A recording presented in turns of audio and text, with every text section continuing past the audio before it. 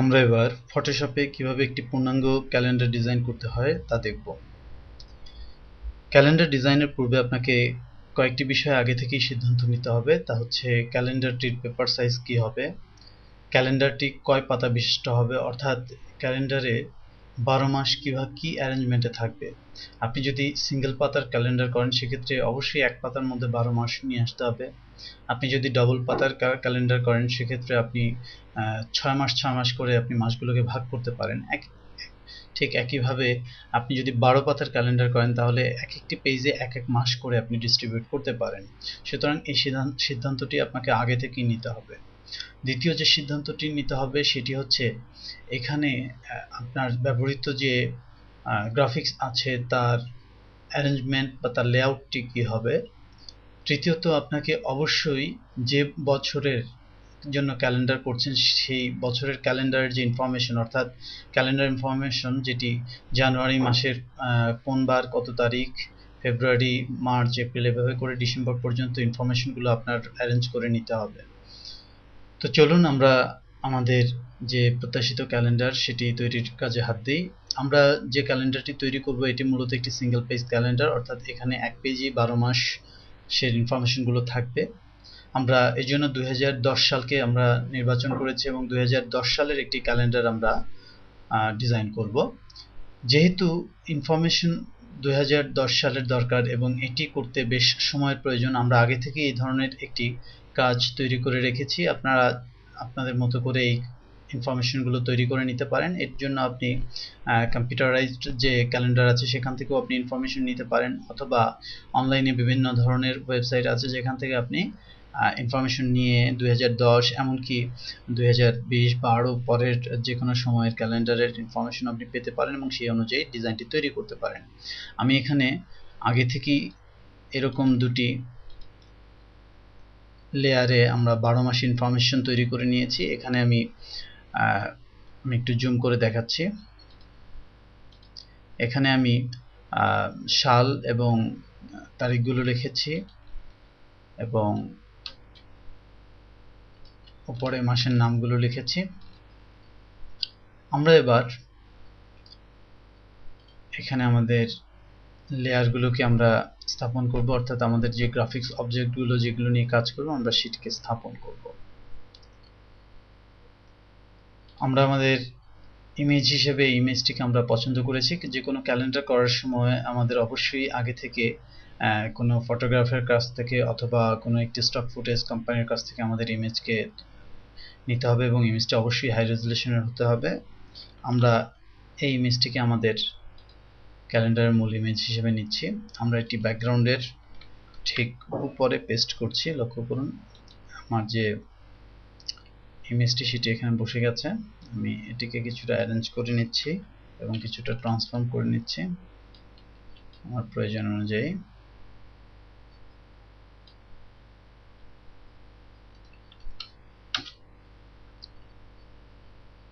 আমি আমার transformation confirm করলাম।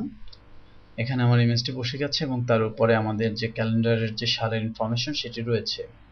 এখানে একটি গুরুত্বপূর্ণ বিষয় সেটি হচ্ছে আমার এই যে ব্যাকগ্রাউন্ড ইমেজ তার সাথে আমার যে সালের যে টেক্সটগুলো আছে তার কালার অনেক ক্ষেত্রে মিশে যাচ্ছে, বা অনেক ক্ষেত্রে এই কালারটি প্রিন্টের ক্ষেত্রে স্পষ্টভাবে বোঝা যাবে না যেহেতু কাছাকাছি কালার রয়েছে। সুতরাং আমাকে হাইলাইট করতে হবে, অর্থাৎ আমাকে আমার যে ক্যালেন্ডার এরিয়া রয়েছে সেটিকে হাইলাইট করতে হবে। এই জন্য আমি আরেকটি নতুন লেয়ার নিচ্ছি, ঠিক একেবারেই টপে একটি নতুন লেয়ার নিচ্ছি এবং আমি হোয়াইট দিয়ে এই লেয়ারটি আমি তৈরি করছি, একটি ব্লক তৈরি করছি, লেয়ার ব্লক।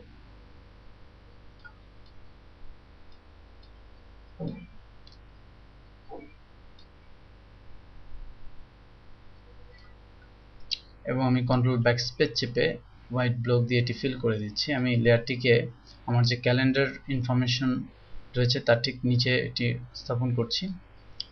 এখন দেখা যাচ্ছে যে আমার যে ক্যালেন্ডার যে ইনফরমেশন সেটি খুব হাইলাইট হলো, কিন্তু আমার যে মূল ইমেজ সেটি আবার ঢেকে গেল, কারণ এখানে যে ইমেজের যে ইনফরমেশন ছিল আমরা এখান থেকে দেখতে পাচ্ছি না। এই জন্য আমরা এই লেয়ারটি নির্বাচন করে, অর্থাৎ সাদা যে ব্লক লেয়ারটি তৈরি করেছি সেটি নির্বাচন করে আমি এর অপেসিটি কিছুটা কমিয়ে দিচ্ছি এবার আমরা লক্ষ্য করলে দেখব যে নিচ দিয়ে আমরা আমাদের যে ইমেজের যে ঢেকে যাওয়া অংশ ছিল তাও দেখতে পাচ্ছি এবং আমার ইনফরমেশনগুলো হাইলাইট হলো। এবার আমি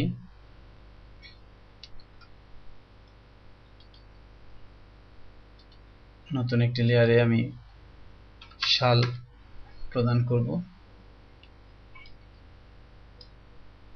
আমি এর ফন্ট সাইজ বাড়িয়ে নিচ্ছি, আমার ক্যালেন্ডারের সাথে ম্যাচ করে এরকম একটি সাইজ আমি এঁকে নিচ্ছি এবং আমি এর জন্য একটি কালারও নিচ্ছি।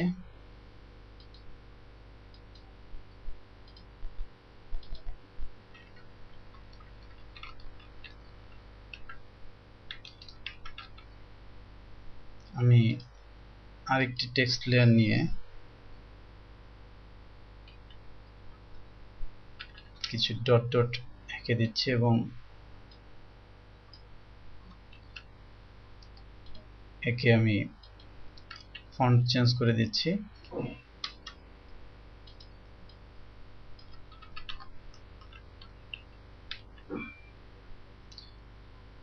এবার আমাদের যে কাজটি বাকি রইল সেটি হচ্ছে আমাদের যে কোম্পানির জন্য আমরা এই ক্যালেন্ডারটি তৈরি করেছি সেই কোম্পানির নাম বসানো। আমরা এই ক্যালেন্ডারের যে কোনো অংশে তার নাম বসাতে পারি, এখানে বসাতে পারি, এখানে বসাতে পারি, এখানে বসাতে পারি, কিন্তু আমাদের সবসময় লক্ষ্য রাখতে হবে যেন আমাদের মূল যে ইমেজটি আছে সেটি যথাযথভাবে দেখা যায় এবং কোম্পানির নামটিও হাইলাইট হয়। আমি এজন্য এখানে আরেকটি নতুন লেয়ার নিচ্ছি এবং এখানে একটি ব্লক তৈরি করছি। ব্লকটি মূলত আমার যে ক্যালেন্ডারের সাদা ব্লক আমি তৈরি করেছি ঠিক তার সাথে ম্যাচ করিয়েই তৈরি করতে হবে এবং এটি আমি আরেকটি কালার দিয়ে ঢেকে দিচ্ছি। এই কালারটিতে বা এই লেয়ারটিতেও আমি কিছুটা ট্রান্সপারেন্সি নিয়ে আসছি। এবার আমি এখানে কোম্পানির যে ইনফরমেশন সেটি আমরা এখানে প্রদান করব।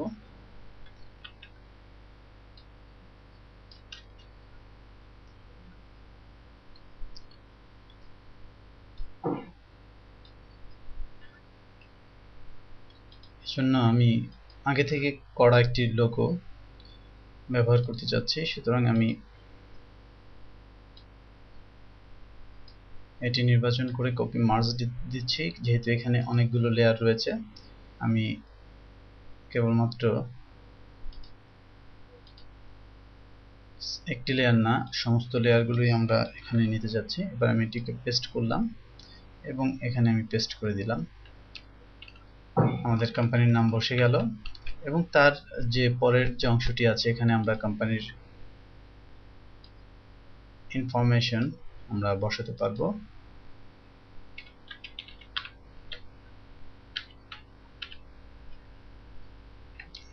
আমরা অবশ্যই ফন্টের সাইজটি ছোট করে নিব এখানে।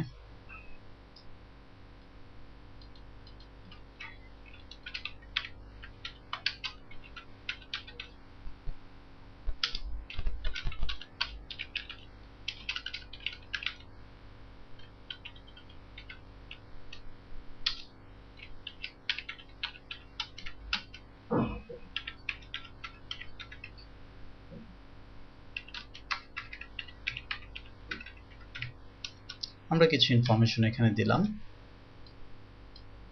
এবং আমরা এর ফন্ট কালারও পরিবর্তন করে দিলাম।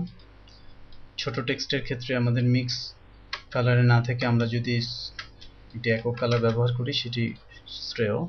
আমি এই জন্য এখানে পিওর ব্ল্যাক ব্যবহার করলাম এবং এর অ্যালাইনমেন্ট আমি চূড়ান্ত করে দিলাম, সেন্টারাইজ করে দিলাম।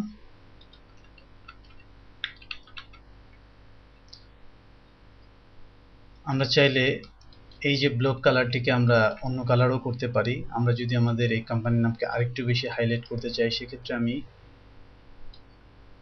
কালারটি পরিবর্তন করে হাইলাইট করে দিতে পারি। এটি আপনি আপনার পছন্দ অনুযায়ী আপনি কাজটি করবেন। আমি চাইলে এখানে আরো একটি ব্লক তৈরি করে এর একটা কালার সেপারেশন করতে পারি। কালারকে একটু ডিভাইডার মূলত একটি দিতে পারি। আমি কন্ট্রোল চেপে আর একটু ডার্ক কালারকে আমি অ্যাজ এ ডিভাইডার আমি দিয়ে দিচ্ছি। লক্ষ্য করুন এটি হয়ে গেছে।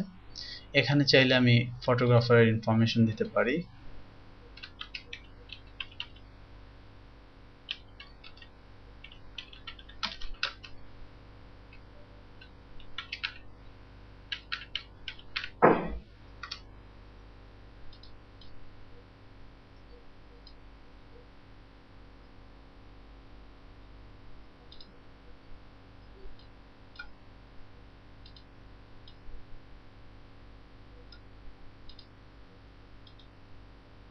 ব্ল্যাকের মধ্যে আমরা রেডও ইউজ করতে পারি, অথবা পিওর হোয়াইট ইউজ করতে পারি, অথবা